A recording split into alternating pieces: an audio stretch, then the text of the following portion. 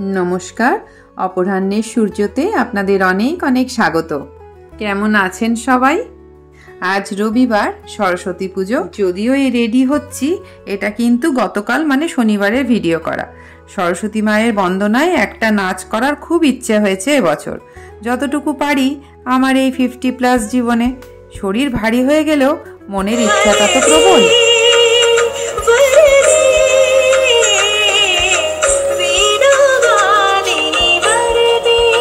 শর্টসে দিয়েছি, এখানে তো কপিরাইটের জন্য দিতে পারলাম না, আপনারা দেখে নেবেন। খুব পায়ে ব্যথা করছে, পারছি না। তার মধ্যে হ্যাপিকে বললাম একটু করে দিবি, ও বললো আমার কাজ আছে। কতক্ষণ অপেক্ষা করব? এখন রাত কটা বাজে বলো? 9:30 না 9টা? 9টা বাজে। এখন এসে বসেছি।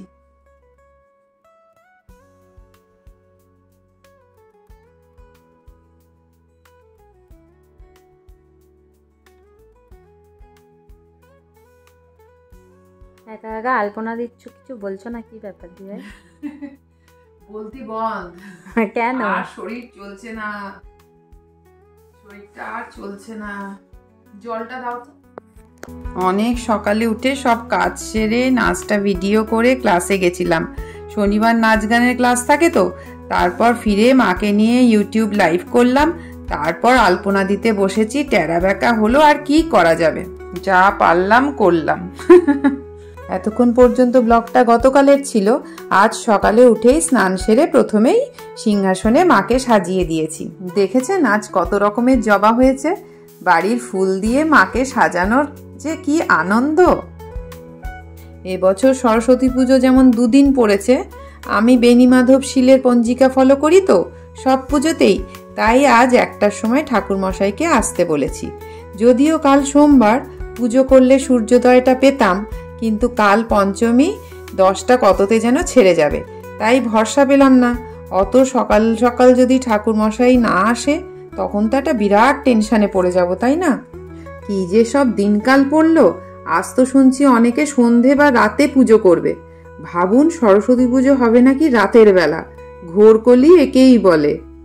আমারও পুজোর আয়োজন কমপ্লিট। ভোগ সব ঢাকা রেখে দিয়েছি।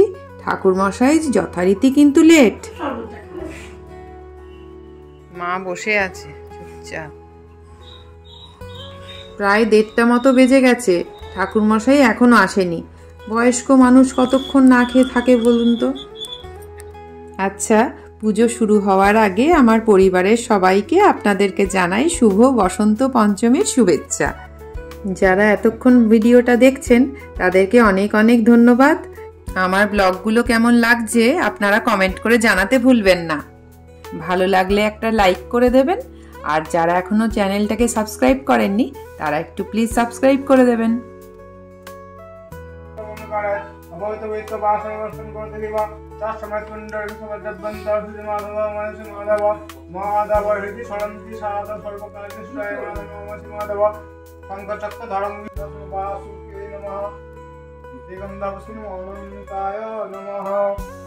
ওম ভগবন্তু ওম ইতি ভগবন্ত ওম মৃতদাম ওম মৃতদাম ওম মৃতদাম।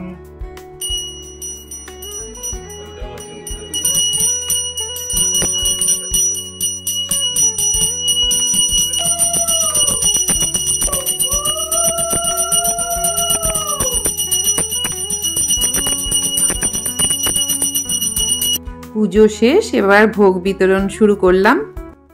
আচ্ছা, আজকে কি বলো মা, ষষ্ঠী কি করবে? মায়ের তো কালকে, আবার আজকে তো সরস্বতী পুজো। আমার বাপের বাড়িতে আবার ষষ্ঠীর ব্যাপার, গোটা সেদ্ধ ষষ্ঠী। তো মা তো আগে অনেক কিছুই করতো, কিন্তু এখন এই 1 বছর, তোমরাও জানো 1 বছর হলো মা আমার কাছে আছে।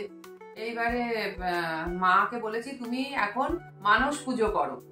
মানস পুজো তো হচ্ছে সবচেয়ে বড় পুজো, যেটা মানুষ শেষ বয়সে এসে ওটা করলেই মনে হয় ভালো হয়। নিজের তো শরীরের অনেক অক্ষমতা এসে যায়, তো সেই জন্য মাকে ওটা বলেছি। এখন করা যাচ্ছে না, শিল জাগানো, অনেক কিছু ব্যাপার থাকে। সেগুলো তো আমার পক্ষে মানে এখানে এসে করা সম্ভব না। একটা টাইমে তুমি কত গোটা সেদ্ধ করতে বলো মা? গোটা সেদ্ধ করতাম। কত করতে জানো? 5 পথে করতাম। তা 5 পথে হতো না, আবার আলাদা করে সেদ্ধ করতাম। 5 পো মানে 5 পো মানে কত? 6 কেজি। 5 কেজি না, 5 পো মানে 1 কিলো 250 নিয়ম মতো। হ্যাঁ, ও না না, 5 পো মানে তো 1 মানে কিলো 1 কিলো 250 মানে কি নিয়ম মতন দিতে হতো। তারপরে আমাদের তো অনেক লোক আসতো সব টিফিন বক্স নিয়ে নিয়ে খাবার জন্য। আবার মা যখন গোটা সেদ্ধ করতো না, তখন সব আমাদের অমরাবতী, যারা যারা তোমরা অমরাবতী থেকে দেখছো তারা তো মেলাতেই পারবে, মানে তোমাদের মানে ওই দিনের কথাগুলো মনে পড়বে। 6-7 জন আসতো, 6-7 জন টিফিন বক্স করে করে নিয়ে এসে নিয়ে যেত এত গোটা। তারপর তো যত লোক আসতো খেতে দিত। তারপরে আমাদের সেই নিয়ম ছিল যে আমিও গোটা সেদ্ধ খেতে খুব ভালোবাসতাম, তাই যে তোমাদের জন্যই তো ছোটবেলা থেকে করতাম। কিন্তু আমার বাড়ির কেউ খাবে না, কেউ খায় না। সেই থেকে জন্যই তো আস্তে আস্তে বন্ধ করে দিলাম। আর দেখলাম যে এখন ওই এক জায়গা থেকে এখানে আমি এখন একটা এবার আর এখন শরীরে চলছিলাম। আর সত্যি কথা বলতে কি, এখন তো আমারও বয়সটা মাঝপথে চলে এসছে, খেতেই চায় না কেউ, তো খেতে চায় না। আর একটা হচ্ছে আমার সরস্বতী পুজোর যা যাবতীয় কাজকর্ম করে না আমি মানে ক্লান্ত হয়ে গেছি। তারপরে আবার মায়েরটা আবার ষষ্ঠী, তাই মাকে জিজ্ঞেস করতে এসছি মায়ের ঘরে যে তোমার কালকে যে ষষ্ঠী তুমি কি কি খাবে, কি কি করবে। মায়ের জিনিসগুলো একটু ক্যামেরা বন্দি করে রাখি, ভালো লাগবে মায়ের সমস্ত গল্প করা। মানে সবসময় তো মাকে নিয়ে গল্প করা হয় না, তাই ভাবলাম যে একটু ভিডিও করি। কিন্তু তার থেকে বড় কথা হলো কি, এখন কেউ খায় না আস্তে আস্তে। মানে তাহলে তুমি কালকে কি খাবে সেটা বলো। কালকে ধরো নিয়ম তো অনেক কিছুই, কিন্তু আমরা সেটা উৎসর্গ করি ঠাকুরকে। সেটা আবার পুকুরে দিতে হয়, না তো গরুকে দিতে হয়। গরু তো সবসময় পাওয়া যায় না, গরু পাওয়া যাবে সেই সব করেই এখানে না গরু দেখা যায় না, গরুর দুধ পাওয়া যায়। হ্যাঁ, সেই জন্য গরু অ্যাকচুয়ালি নিয়ম হলো গরুকে খাওয়ানো, গরুকে না হলে পুকুরে। আর পুকুর অনেক দূর যাওয়া না, তুমি শুধু এখন শরীরে পালো আর মানুষ পুজো করো, আমি এটাই মাকে বলেছি। আমি সেটাই তো করবো ভাবছি, তাই জন্য আমি 5 ভাজা মুক্ত অত সব আর করবো না। এই যে মায়ের সিংহাসনটা তোমরা সবাই দেখেছো, সিংহাসন না, মা তো এখন মাটিতে বসতে পারে না। আর আমার নিজের এই বাড়ির সিংহাসন হচ্ছে, মন্দির হচ্ছে ওপরে 3 তলায়। তো সেইখানে মা তোমরা দেখেছো, আমার বৃহস্পতিবার দিন মা আর আমি মিলে ওই ওপরে 3 তলায় পুজো করি। আর এইটা হচ্ছে মায়ের জগৎ, এইটুকুনি জায়গা হচ্ছে মায়ের পুরো পৃথিবী। এইটুকু জায়গা ঠিক থাকলে মায়ের ঠিক। তাও আমি এত কিছুর মধ্যে করতে চাইনি। যখন শিফট করলাম 1 বছর আগে, বলেছিলাম আরো কিছু ছোট ব্যবস্থা করো, মা বলে এর থেকে ছোট নাকি আর করা যায় না। অনেক বড় সংসার থেকে ছোট্ট সংসারে এসেছে ঠিক। হ্যাঁ, বৃত্ত তো ছোট হতে হবে না, বৃত্তকে তো ছোট করতেই হবে। তারপরে যখন একবারেই শরীর অসুস্থ হয়ে পড়লো, তখন তো আস্তে আস্তে।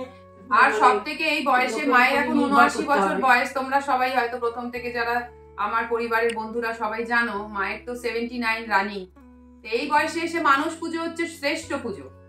মানুষ পুজো সবসময় শ্রেষ্ঠ, সব বয়সেই শ্রেষ্ঠ।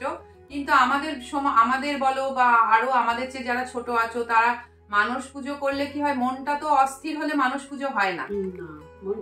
এবার মানুষ পুজোতে তো পুরোটাই মানুষ মন দিয়ে করে। আর এখনো তো হাতে পায়ে করতে পারছে, এরপর হয়তো যখন পারবো না তখন মানে। আচ্ছা, তাহলে কালকে শীতল ষষ্ঠীতে কি কি দেবো বলো তো? তোমাকে কি করবো, মানে যা আছে তাই। আমি তো খাবো কতটুকু, ওইটুকু আগে দেওয়ার রাত্রিবেলা তাহলে ভাজা টাজা করবো না, আগে তো দেওয়ার জন্যই করতাম। এখন তো কেউ খাবার নেই। আর ওই আজকে যা রান্না করবো নিরামিষ, সন্ধ্যেবেলার দিকে উৎসর্গ করবো একটুখানি ঠাকুরকে। ভাত খাবে তো? ভাত খাবো, ভাত তো খেতেই হবে, জল দেওয়া ভাত। মানে রাত্রিবেলার যে ভাতটা করবে গরম ভাতে জল ঢেলে দিতে হবে। জল ঢেলে তো তুলসী পাতা দিয়ে মানে ওই ভাতটা করবো। আর কিছু ভাজা ভাজা করতে হবে। তরকারি তো করলাম এখন। হ্যাঁ, তরকারি, ওই তরকারি 2-1 রকম তরকারি আর একটু দই দিয়ে খেয়ে। আর নিজেই তো খাবো, আর কেউ তো খাবে না আমার। আর তো বন্ধই হয়। আজকে সারাদিন সরস্বতী পুজোর ভিডিও করেছি, কি অল্প অল্প তোমরা ব্লগে দেখছো হয়তো, কিন্তু বেশি করতে পারিনি। কিভাবে যেন হুড়ুহুড়ি পড়ে কিভাবে যেন সবকিছু এগিয়ে গেল।